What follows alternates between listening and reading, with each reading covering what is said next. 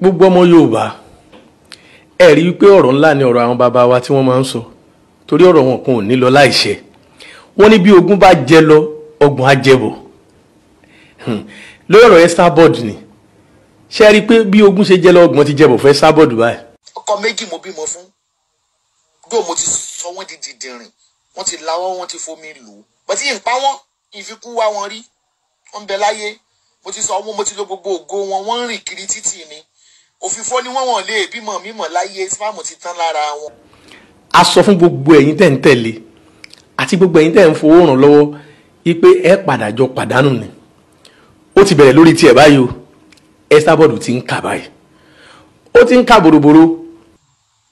Bí èmi bá pa àwọn méjì tí mo bímọ fún bóni ń ṣe rógo wọn lò láwẹ̀ omi lò.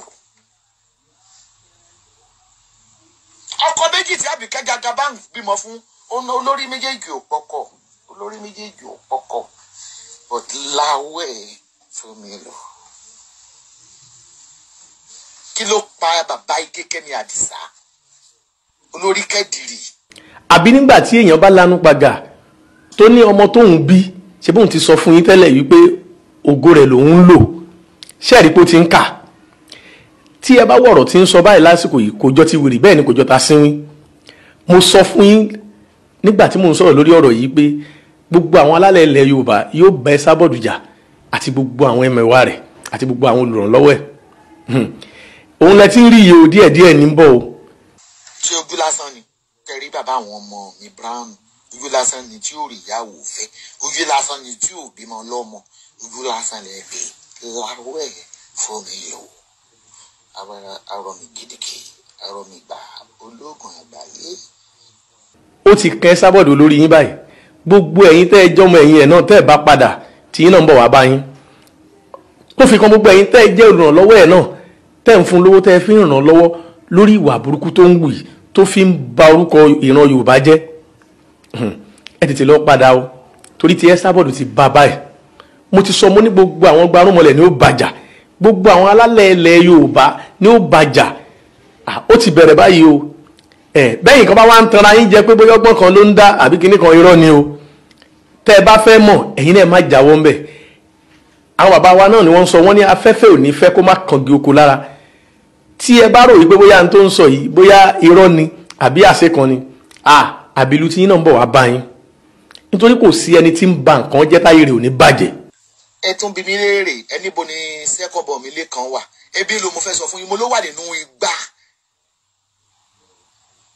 ó wà nínú igbá mo dé mọ́lẹ̀ nínú igbá ní ògo rẹ̀ mo fi lówó ògo ọmọ mi mo fi lówó kí ló dé yín náà lè lọ ló ti yín ibi tèmi mo lò ebi mi mo sọ́fà fòṣù mẹ́sàn-án tí mo tutọ́ tí mo bì mo sì mú kan nú wọn mo náwó gan mo fi ṣògùn owó ẹni pé sọ́ọ̀sì owó mi lẹ́kan mo lò ẹni kí n gbé wá kó wá ṣe ṣáàtì ṣé tí mo ti dé mọ́nú gbábọ̀ mo ti fẹ́ gbé wá àbí ẹ fẹ́ kí n gbé gbá jáde ni. Ẹni tó bá sì lọ́gbọ́n tó ní òye tó ní làákàyè yóò mọ̀ wípé afẹ́fẹ́ burúkú ti fẹ́ lù nítorí pé èèyàn ò ní tajà yẹ̀pẹ̀ kó má gbowó òkúta. Fúnra Esabod ló wá ṣoṣo ó sì ti rí ṣoṣo báyìí.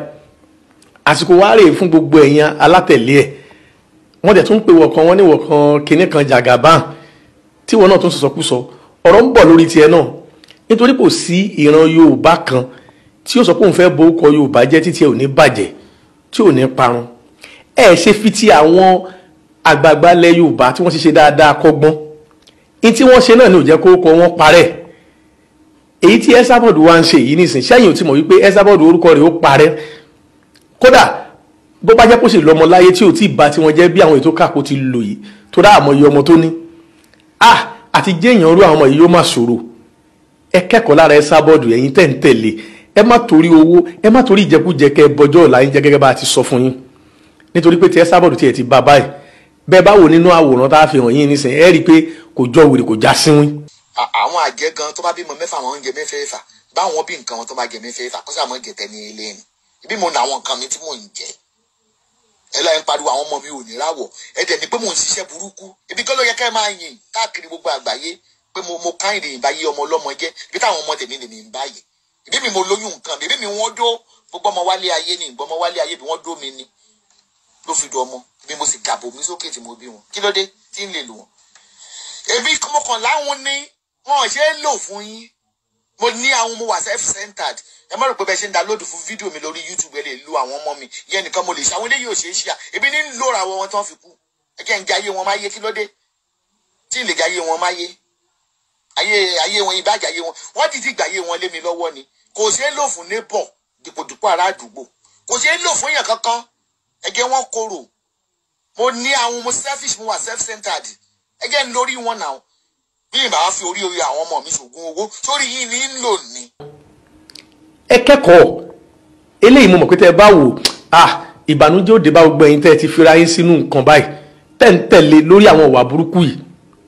Mo tún wá ń fàsìkò irọ́ gbogbo ẹ̀yin àgbààgbà ilẹ̀ Yorùbá, ẹ̀yin ládéládé, ẹ̀yin lóyèlóyè, ẹ̀yin èèkàn nínú ìlú tẹ́ ẹ jọmọ Yorùbá, tẹ́ ẹ gbórúkọ Yorùbá sórí, tẹ́ ń lọ káàkiri gbogbo àgbáńlá ayé. Ẹ tún múra o, ẹ má jáwọ́ o. Gbogbo òṣà tí kálukú bá nílé ẹ tún máa pè o. Ẹ má jáwọ́ o, torí kìí ṣe Esabod nìkan ló wà lẹ́nu ọ̀rọ̀ yìí. Gbogbo àwọn tó kù náà báyìí káwọn gbarúmọlẹ̀ kó bá wọn jà. Kó rí bẹ́ẹ̀ nítorí pé èyí tí wọ́n ń ṣe yìí ara wọn nìkan kan náà fi ń bàjẹ́. Wọ́n fi ń ba àṣà àti ìṣe àti gbogbo nǹkan tí ń jẹ́ ìran Yorùbá lójú jẹ́ ni. Ẹ má wá jẹ́ ká sùn o. Gbogbo ọmọ Yorùbá ní tilé toko ẹ má jẹ́ ká sùn. Mo tún wá ń bẹ̀ yín lórí ọ̀rọ̀ Esabod náà ibi tó bá dé yìí náà. Ẹ má tún jẹ́ ó máa kà lọ jìnnà, ẹ bá wa wábì kan rú lọ. Ìmọ̀gò yín bó orí ibú lẹ gbé wá náà nígbà tó rí àwọn ọmọ tí mo bí, ọmọ 4 tí mo bí tó wà nítòsí ọ̀dọ̀ mi.